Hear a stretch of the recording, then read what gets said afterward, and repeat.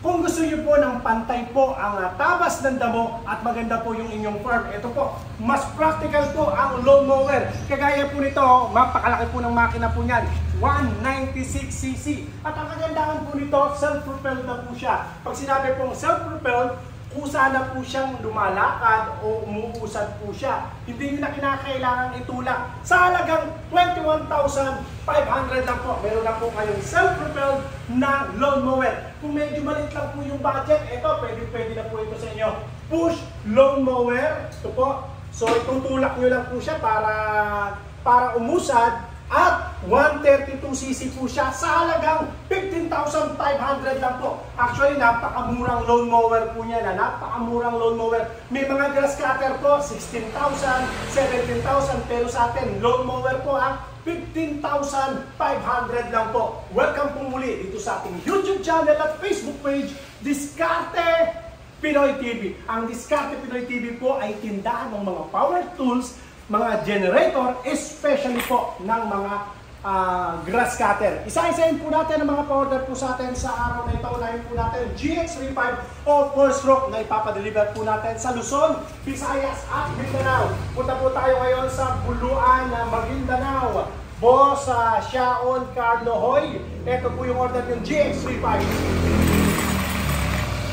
May kasama na po yung metal tsaka nylon blade na magagamit nyo po sa matataas at gayon din sa mabababang mga damo. Camelo, Shibeha, Kumiling ng Kalamba, Misamis Occidental, GX35 po. Shoutout po tayo sa TC VJR Backyard. Yan po, mga nag-aalaga po ng mga manok. Magandang araw po sa lahat po ng mga sabongero sa buong Pilipinas na nanonood po sa atin at mga followers po natin. Ito, ayos na ayos po ito sa mga game farm, sa mga backyard, yan po, sa mga game bowl. Okay na okay po yan sa may malalaking mga farm. Mas practical po yan kasi po, ayan, halimbawa ito, ganito po siya kalaki, no? Ito po ang kain po niya. Ayan yung pinaka-tiles, ganyan po kalapad. Alakaran lang po niya o uusaran lang po niyan. Lalos po ang damo niyan, pantay pa po ang pagkakatabas. Ayan, sunod po natin, punta naman po tayo ngayon sa sukat. Boss, Ma'am Lisa Ruby Robia, ito po yung order yung GX35. Ito, napakamura naman po kasi ng grass cutter po natin. Grass cutter po natin, 4-stroke na po 4-stroke na pang heavy duty. Kahit sa malalaking mga farm, ito po yung gamit. Kaya naman, napakaraming umu-order po sa atin. GX35 po natin, 4-stroke po natin, presyo lang yan, 7,700 lang po yan. Dito lang po yan sa Diskarte Pinoy TV ha. Mga tandaan nyo po, dito po yan sa Diskarte Pinoy TV. Meron po kasi, ninanakaw yung video po natin, Pero pag nakita nyo yung mukha ko, hindi sa Diskarte Pinoy TV, huwag po kayong bibili po ron. Manapa, i-report nyo po yun. I-report ninyo, pag nakita nyo po yung video po natin, ninakaw, wala sa Diskarte Pinoy TV, pwede nyo pong i-report yung Facebook na yun. Actually, marami na po silang ginogoyo o niloloko. Una, ninanakaw yung video po natin. Sa atin po, authentic, Diskarte Pinoy TV. Pero sa ibang mga magnanakaw, wala pong usapan po ron. Ingat po kayo sa mga magnanakaw at mga scammer. Sa atin po, legit po tayo. Basta Diskarte Pinoy TV yan. Tingnan nyo po, napakaraming nagtitiwala po sa atin. Sa atin po kasi, kahit pumunta po kayo dito sa tindahan natin, mas maganda po para wala na kayong babayaran sa shipping. Pero kung malayo, kagaya po nito, mga taga Maguindanao, Visayas, ayan, pinapaship lang po natin. Sunod po natin, Boss Eric Asi ng Oriental Mindoro. Sa Calapan City ito, GX35, tsaka chainsaw attachment, tsaka nylon blade. Boss Abet Pearl, ayan, yan po yung chainsaw attachment po ninyo, chainsaw attachment. Boss Abet Pearl ng Las Piñas City, 2 piraso ng GX35 tsaka tiller attachment ang order ni Boss Abet.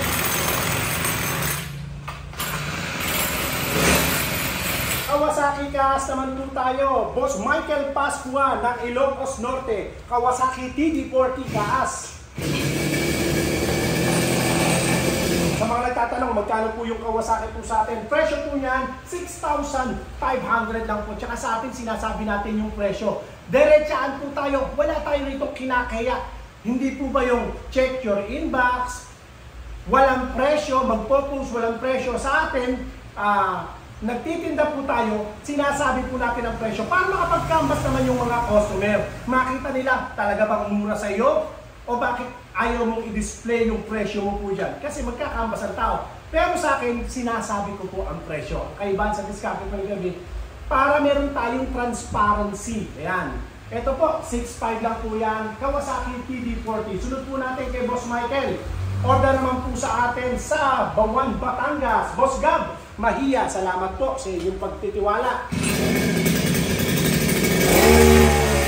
At sinamatin po niya ng generator ang order niya. Punta tayo sa mga generator. Ito po yung mga generator po natin.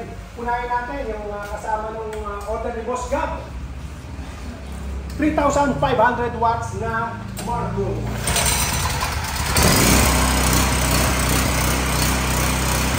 Boss Apet Bugahod ng Misamis Occidental. 3,500 watts din po. Nagtatanong, magkano na may generator po natin? Generator po natin, 12,900 lang po yan, mga kadiska. Napakamurang mga generator. Sunod natin si Boss Brunel Ocampo ng Negros Occidental pa rin, 3,500 watts. Boss Joan Maglayo ng Negros, ng Occidental Mindoro. Joan Malayo.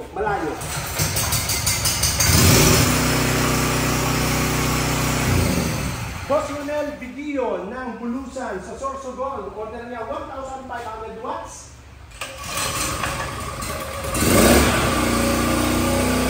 RJ Chua, salamat po sa inyong pong pagpitiwala. Negros Occidental, shout out sa mga taga Negros. 1,500 watts.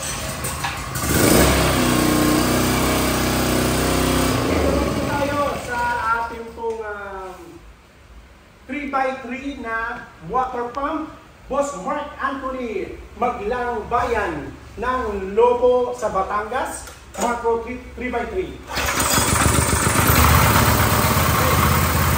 Sunod natin si JB Arroyo, Ayigay, Oxford chainsaw naman po, 22 inches.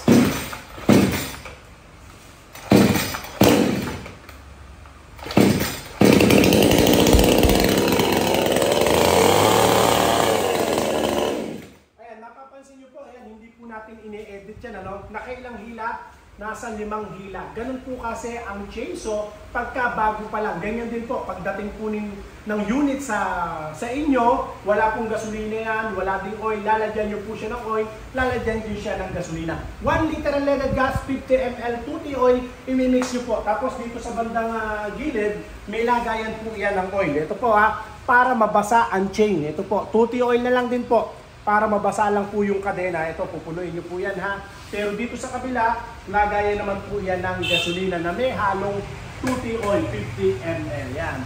Tapos ang pag-start po, kahit anong brand ng chainsaw, hindi po yan aandar ng isang hila lang. Lalo na kung bago.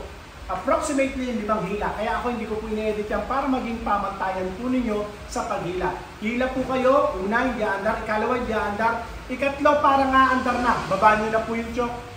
Isang hila, hindi pa rin aandar, ika-5 hila, dun pa lang po aandar yan. Ganun po ang style sa chainsaw. Sunod po natin. Pero pagka umandar na po pag umandar na ang chainsaw, ginamit ninyo, magre-refill lang, hindi na i-chochok, isang hila lang po yun. Kagaya ito, umandar na. Sige, hilahin natin. Tingnan nyo, isang hila. Yan. Tip lang po yan para sa mga merong chainsaw, kahit sa hindi sa anong binili. Ayan, konting tip lang po yan. Si Loman, ito, dati na nating customer to, si Loman. Magandang araw po sir ng Cotabato. Earthauger po ang in-order niya po sa atin.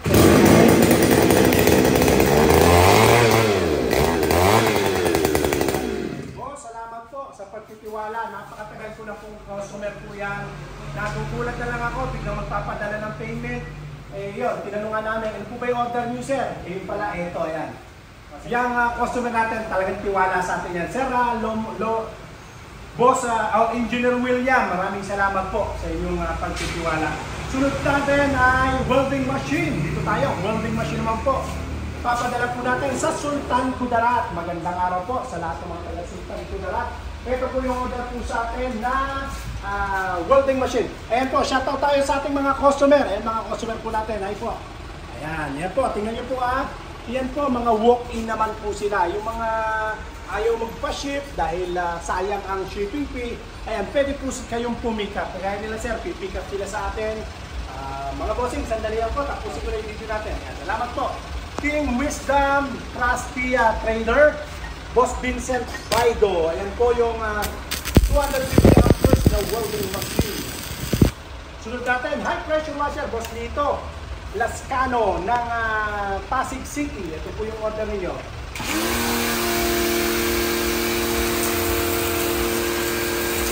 Dito naman po tayo. Ito 3.6 lang po ito Yung ating welding machine ay 5,200 lang po. Pakita natin yung mga pyesa. Ito ang mga pyesa pong order sa akin.